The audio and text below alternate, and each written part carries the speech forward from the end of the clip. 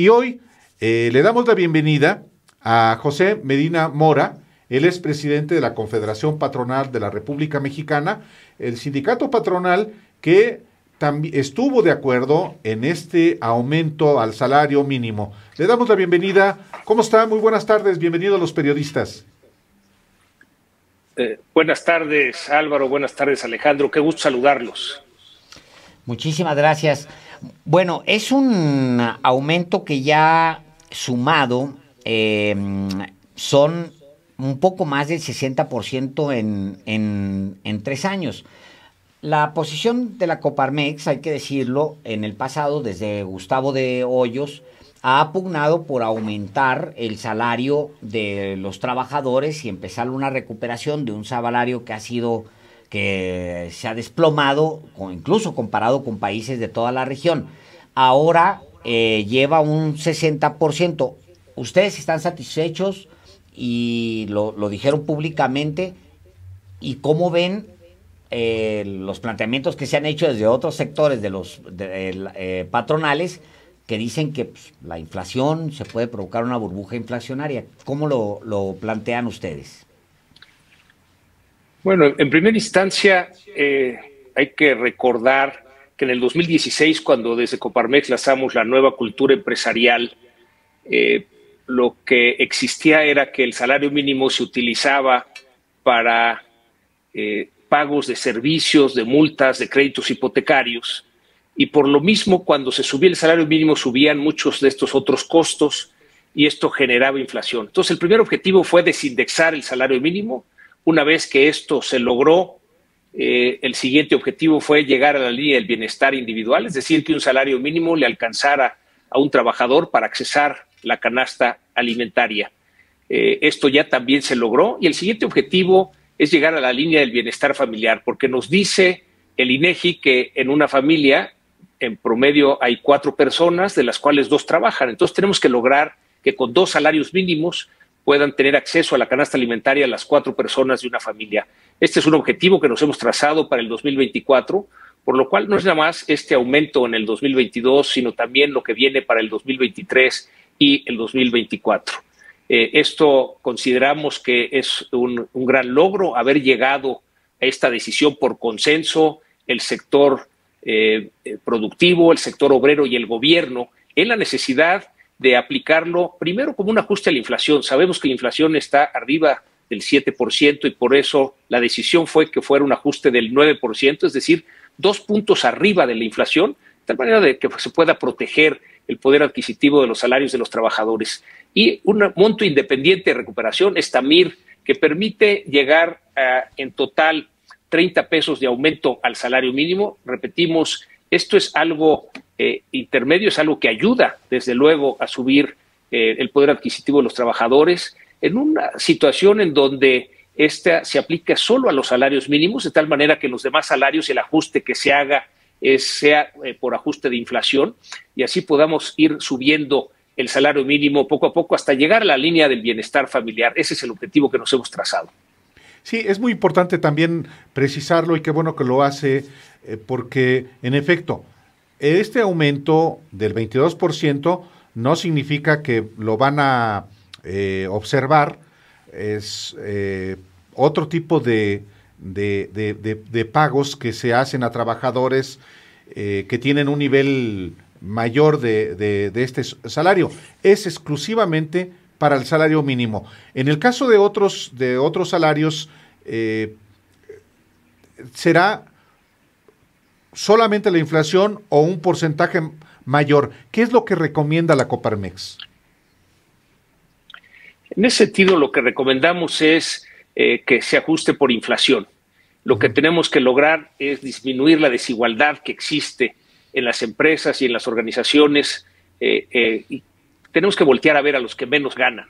Y por eso también la invitación que hacemos desde Coparmex a las empresas es no esperar a que el salario mínimo suba a la línea del bienestar familiar, sino desde ahora pagar al menos ese salario. Esta es una iniciativa que lanzamos en el 2019, cuando esa línea del bienestar familiar equivalía a aproximadamente un salario mensual de 6,500 pesos. Para el 2021 son 6,900, para el 2022 serán 7,400. Insistimos que es una invitación, cada empresa de acuerdo con sus posibilidades, que al menos se pague ese salario, de tal manera que no tengamos que esperar a que el salario mínimo llegue al nivel de la línea de bienestar familiar. Afortunadamente ha habido una respuesta muy generosa de miles de empresas que nos ha permitido, vamos por 10,000 empresas que han firmado este acuerdo, y hemos ya rebasado 3 millones de trabajadores que ya están en esa condición de recibir un salario digno, le llamamos, porque es el que permite esta línea del bienestar familiar. Y en este sentido, también reconocer que esta fue un primer acuerdo, una primer coincidencia con este gobierno, en donde estamos conscientes de que tenemos que subir el salario mínimo. Nos parece que durante muchos años estuvo estacionado y ya no hay necesidad de que siga siendo así.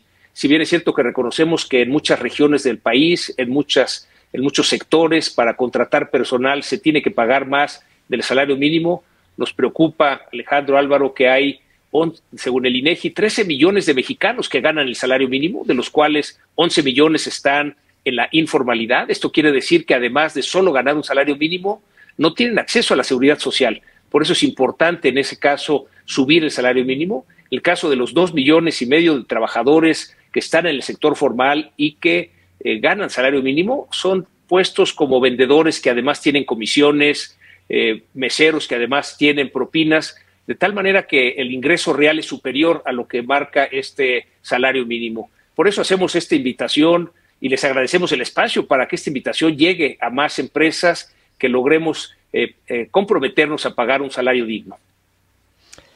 Hay un movimiento en Estados Unidos, en Europa y ahora justo aquí en México se ha retomado se llama Tax the Rich en inglés y ahora es gravar a los ricos básicamente, que es para generar una sociedad más equitativa. Pues hay que empezar por que los que tienen más y que se han beneficiado de este hermoso y abundante país, pues que empiecen a compartir más de lo que han recibido de él. ¿Ustedes qué piensan de este planteamiento? Bueno, de hecho hemos hecho una propuesta hace 2 semanas que tuvimos el encuentro por México. Reflexionamos en Coparmex que necesitamos un nuevo modelo de desarrollo para el país. Antes pensábamos que con que hubiera crecimiento económico se resolvía todo, porque el crecimiento genera inversión, la inversión empleos bien remunerados logra que se distribuya la riqueza. Sin embargo, cuando observamos que llevamos varias décadas en las que sí ha habido crecimiento económico, pero que la pobreza y desigualdad, en lugar de bajar, han subido, nos invita a reflexionar que requerimos un nuevo modelo de desarrollo para el país. En Coparmex le hemos llamado la economía de mercado con desarrollo inclusivo. Esto quiere decir que además del desarrollo económico debe de haber desarrollo social y desarrollo ecológico sustentable. Pudiéramos decir que el piso es el desarrollo social, es decir, que nadie se quede afuera, y el techo, el desarrollo ecológico sustentable, es decir, que no utilicemos más recursos de los que el planeta puede regenerar. Dentro de este modelo que propusimos y que estaremos trabajando todo el año para que se enriquezca con la aportación de distintas universidades, de gobiernos federales, estatales y municipales, de organismos de la sociedad civil, de medios de comunicación, de tal manera que lleguemos al Encuentro por México en noviembre del 2022 con un modelo enriquecido. Y uno de los puntos, son 20 puntos que tiene este modelo, habla precisamente de esto que comentas, Alejandro. Es importante que exista en nuestro país también un esquema en donde el que más gane, más impuesto pague. Esto nos parece que tiene una lógica en donde qué bueno que se genere utilidades, qué bueno que se generen estos beneficios para las empresas y para las personas, pero si queremos lograr que exista esa justicia social en nuestro país, pues desde luego tiene que haber esa gradualidad en la aplicación de los impuestos, y esto debe de generar los recursos suficientes para que el gobierno tenga para atender las necesidades que tenemos en el país. En un país en donde el 50% de los mexicanos están en situación de pobreza, necesitamos que el gobierno tenga los recursos para poder atender esas necesidades. Sí, también consideramos, y es otro de los 20 puntos, que es momento de reflexionar sobre los planes de los programas sociales, porque a pesar de que se han invertido miles de millones de pesos no hemos logrado que disminuya la pobreza y la desigualdad. Al revés, ha aumentado esta pobreza y desigualdad, de tal manera que consideramos que es momento de revisar un reenfoque de estos programas sociales que son indispensables para la situación del país, pero tenemos que cambiar el objetivo, que no sea el distribuir el dinero, sino que el objetivo sea el ayudar a estas personas, a estas familias, a salir de esa condición de pobreza. Fíjese que me llama mucho la atención el discurso suyo, ahora hablar. El presidente plantea desde que empezó el gobierno abandonar la medición del PIB al menos para el caso mexicano y empezar a medir bienestar. Lo plantea el presidente desde que empezó el gobierno. Pero también me llama mucho la atención que, a ver, se lo pregunto más directamente. ¿Usted considera que el presidente Andrés Manuel López Obrador es un dictador? Consideramos que los objetivos que ha puesto el presidente para el país, que son primero los pobres, estamos de acuerdo. Coincidimos en el objetivo en el que se tiene que cerrarle el paso a la corrupción. De hecho, es un tema que teníamos en Coparmex desde antes que entrara esta administración. También coincidimos en la austeridad, en donde la entendemos no nada más como no gastar en lo superfluo, sino también en gastar e invertir en aquello que tiene sentido. Es decir, que no haya desperdicio, pero que sí haya inversión para sacar adelante el país. Entonces, nos parece que los objetivos son los correctos. Consideramos que es momento de revisar las estrategias para lograr esos objetivos, porque es muy claro que en estos primeros 3 años de gobierno no se han logrado los objetivos, en el sentido de que la pobreza ha aumentado. El reporte del Coneval es muy claro, que del diciembre del 2018 a diciembre del 2020 hay... Que lo interrumpa sí. Con el tema de la pobreza. La pobreza ha aumentado en el mundo. Acabamos de pasar la peor crisis en 100 años, o sea, también para meterlo en contexto. Y le pregunto, no con el mejor afán, si usted considera al presidente un dictador, porque la plataforma dices que es auspiciada por Coparmex, sí lo llama dictador directamente. Casi todos los mensajes que vienen en sus plataformas lo llaman López dictador. Me llama mucho la atención porque parecieran dos discursos distintos. Lo que acaba usted de decir va muy en línea de la inquietud social del presidente, pero lo que dice la plataforma de ustedes es otra cosa, llama al presidente dictador, y opera, pues sí, como si fuera va por México o sí por México. Digamos que DICES es una organización independiente. Sí impulsamos que haya libertad de expresión. No hay un financiamiento de Coparmex para DICES. Es un financiamiento que consiguen de manera independiente. Y sí, claro que favorecemos que haya libertad de expresión, pero en Coparmex consideramos que el presidente fue electo democráticamente por una gran mayoría. De hecho, si en México existiera la segunda vuelta, no hubiera sido necesaria porque tuvo el 53% de los votos en la primera vuelta. Consideramos que el presidente ha respetado la ley en el sentido de que aun cuando ha querido hacer algunos cambios, algunas iniciativas como por ejemplo la iniciativa preferente de la ley de la industria eléctrica que presentó el 1 de febrero, que fue aprobada por el Poder Legislativo en mayoría simple, el Poder Judicial la detuvo por ser inconstitucional.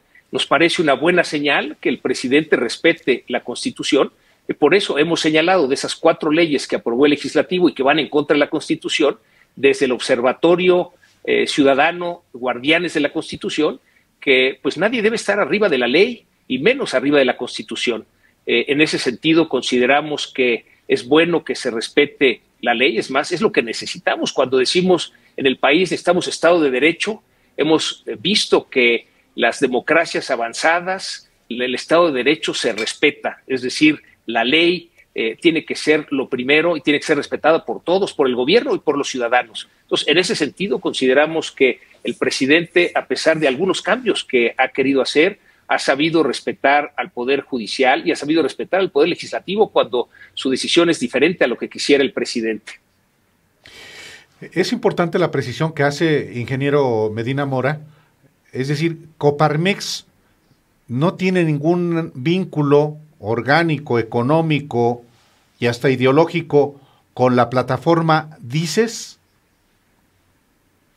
Digamos, el hecho de que Coparmex facilite que Dices se distribuya, lo hacemos con información de muchos organismos de la sociedad civil. Dices es otro de esos organismos. No hay dinero de Coparmex para Dices, porque en ese sentido el dinero de Coparmex lo utilizamos precisamente para la operación de la institución, y nos parece, y es uno de los 20 puntos de este nuevo modelo de desarrollo para el país, que tenemos que tener libertad de expresión. Cualquier medio de comunicación debe de tener la libertad de expresar lo que piensa. Desde luego, siempre y cuando haya respeto, debe de haber esta libertad de expresión, y eso es lo que sí defendemos desde Coparmex. Podemos no estar de acuerdo con lo que dice, como muchas veces medios de comunicación, y muchas veces puede decir esta plataforma, Dices, no necesariamente lo que en Coparmex pensamos, pero defendemos que puedan decir lo que ellos piensan. Claro, sí.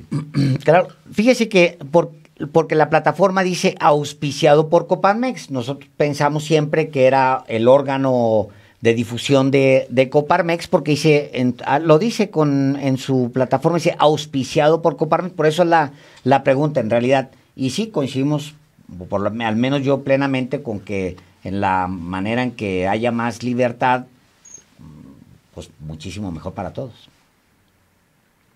Sí, consideramos que no nos debe asustar el pensar diferente, ¿no? Porque precisamente al pensar diferente es como se puede lograr enriquecer las ideas, enriquecer las propuestas, y en ese sentido seguiremos defendiendo desde Coparmex la libertad de expresión, en muchos casos no estando de acuerdo con el contenido, simplemente el permitir que cada ciudadano, que cada organismo de la sociedad civil pueda expresar libremente lo que piensa, y que esto sea escuchado y que esto sea respetado. Nos parece que es uno de los elementos que se requiere en este nuevo modelo de desarrollo para el país, el que se respete desde luego el Estado de Derecho, que se respeten los derechos humanos, que se respete la libertad para emprender, y desde luego la libertad de expresión nos parece fundamental. Por último, de mi parte, para no abusar, ingeniero Medina Mora y Casa, ¿qué evaluación hace de los primeros 3 años del gobierno del presidente López Obrador? Y también, brevemente, ¿qué espera para los siguientes casi 3 años de este gobierno? Sí, consideramos que en estos primeros 3 años hay luces y sombras, como en todo. Consideramos muy positivo la apertura del gobierno al diálogo. Recordarán ustedes que justo hace un año el presidente hizo una propuesta sobre la ley en materia de subcontratación, en donde prohibía todo tipo de subcontratación.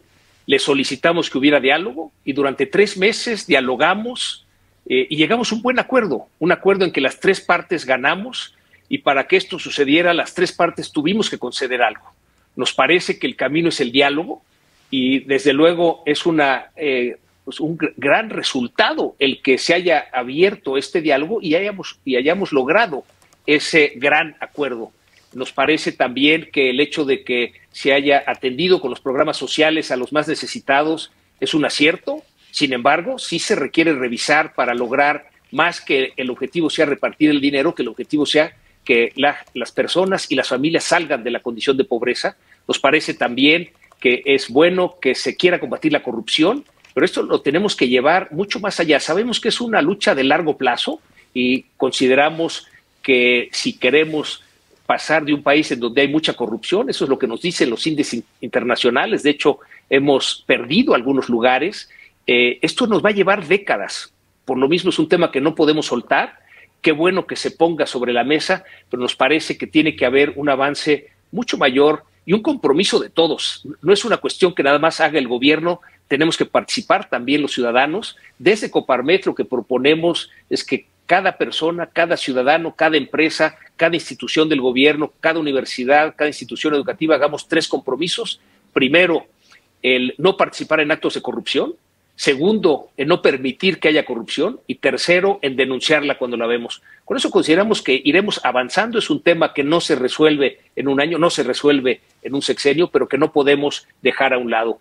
Por otro lado, nos parece que las sombras tienen que ver, por ejemplo, con el tema de seguridad.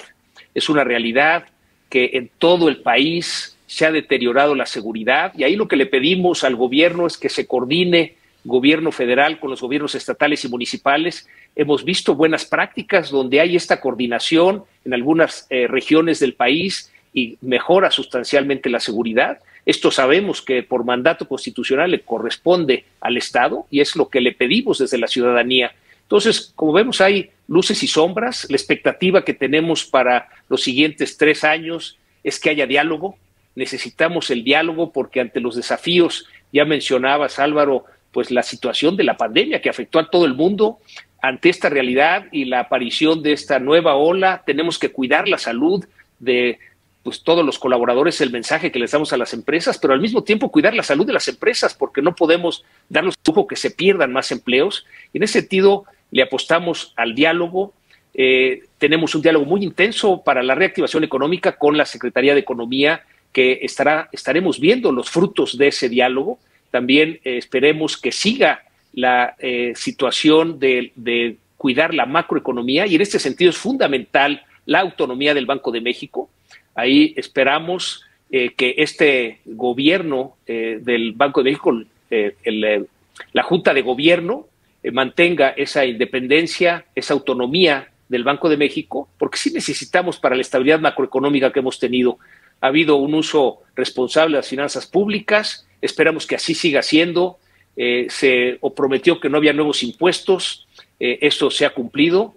Sin embargo, sí necesitamos cambiar el cómo no nada más se recauda, sino cómo se reparte a los estados y municipios eso recaudado. Claro. Y eso esperamos que en el diálogo se pueda dar un nuevo pacto fiscal que ayude al desarrollo de los estados y los municipios.